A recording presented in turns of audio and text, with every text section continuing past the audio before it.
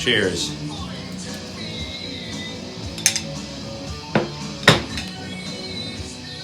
Doomsgiving, slice number 6. We got here for you Pallbearer, Sorrow and Extinction, 2012. Profound Lore. Originally, I have a $20 reissue here. And I'll pull out the vinyl here. It's got a fun little variant for you. So, Pallbearer, especially this record, like this is the one Pallbearer I own, and it's primarily for sentimental value. I don't know how they are, I guess, perceived today is kind of that, I don't know if you want to call it doorman's metal. Like, I really don't like that term. But I get it, like, in the sense that they've come along.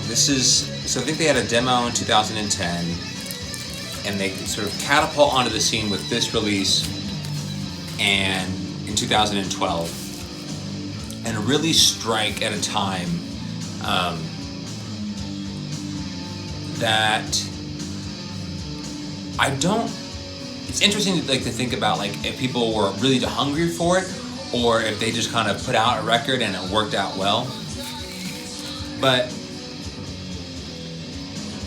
the reason I have a whole lot of sentimental value is, like, given the decade that preceded it, this was a really important record for me in terms of encouraging my interest in growth within more traditional elements of heavy metal.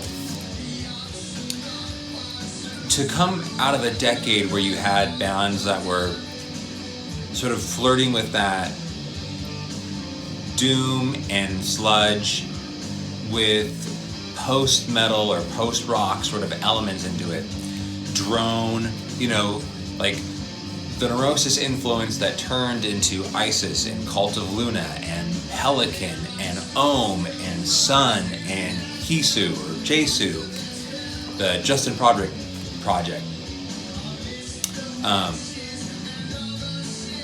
That decade, I really associate a lot of that decade, for me personally, with that sound. And this comes along, and comparatively now, when I listen to it, because my tastes have evolved for almost a decade since this was released, I can hear parts of that. Like, it doesn't seem like a true doom record to me. But it serves as kind of as a halfway point. And in 2012, when I heard it, it very much felt like a point of encouragement for me to kind of dig deeper into this world. I don't even know if you would hand me something like, I may have been ready for Saint Vitus, or I may have been ready for, I don't know if anyone's really ready for Cathedral, but Candlemass, like I could listen to that, but if you had handed me something like Manowar, I would have still kind of, in 2012, I would have kind of looked at you sideways, like, I don't get it, this is not for me. And the kind of cleaner doom here, the vocals are not as dark, I think, as some other doom metal releases that were coming out even on larger labels at the time, like I Hate or Svart.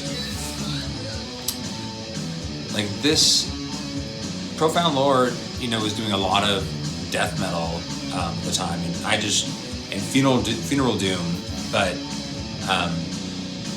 this comes along and is like starts to bridge a gap for people who were raised on, a decade of Isis and Cult of Luna. This is kind of like a whole new world, but still doesn't feel completely alien. Like probably my favorite track here is, in terms of lyrical content, is I think Secondary. Given to the Grave is the closing track on this record, and especially the closing moments of that record are beautiful in terms of the instrumental quality to it. Right, it's not as much the vocal element there. It's got this gorgeous arrangement that ends the album, and it still sort of forces me to stop, and I really enjoy as it closes. But it's by no means like the Lord Vicar release that I was talking about. It doesn't sound like, it's not Candlemass, right? Either. It's not that like darker elements of epic heavy metal. It's not Solitude Aeturnus. This is something else. And I think because it's the mix of the two of them, it is like this absolute milestone record, and really threw this band to the forefront of the Doom conversation, specifically here in America. Got all sorts of press, not just in the metal community, but it's extend deeper. And that kind of visibility, I think, has to some degree helped the band. I think whether the die-hard sort of ironclad, if you were raised on doom metal in the 1980s, you probably weren't that excited about this band. And I don't know if you are today. Like, same thing with a band like Elder. I think Paul Bearer is really important to, when you talk about, where Elder is today. I think they aren't as large or aren't as prominent in sort of that doom scene without a record like this. So Sorrow and Extinction. I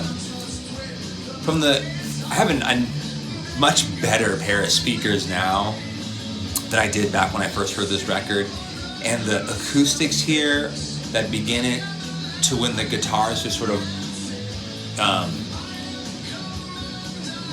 wallop in that sort of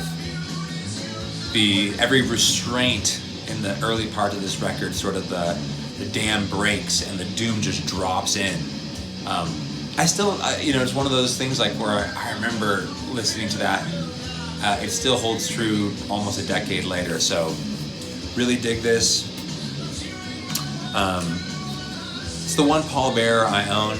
If there are anyone watching this who's like a big Paul Bearer fan, and you think like, oh man, you're missing out, there's the records that came after are much better, let me know. But this is the one that I really need, and I don't even know if I'll kind of bring the other records, Doom records, that I'll close this with, that have happened in more recent years, and you'll kind of get a better understanding of where my tastes lie. Like that Lord Vicar record is definitely a better indication of how I feel about Doom today. And there's some that are coming later as well that are newer, that I think are a better indication of sort of what I look for sonically. But this is an important sort of bridge to get there. So that'll do it for this one. Paul Bearer, Sorrow and Extinction, 2012. Profound Lore, $20 spin here. Oh, I'll show you in the beginning, or I should say inside of this. That's also pretty attractive there, right? I still like the Loss. So far, that's the favorite little, in terms of the artwork we've done. That's probably the more like stunning artwork, but that's pretty cool too, right? Okay. Episode number 6. Slice number 6 in the books. See you guys later.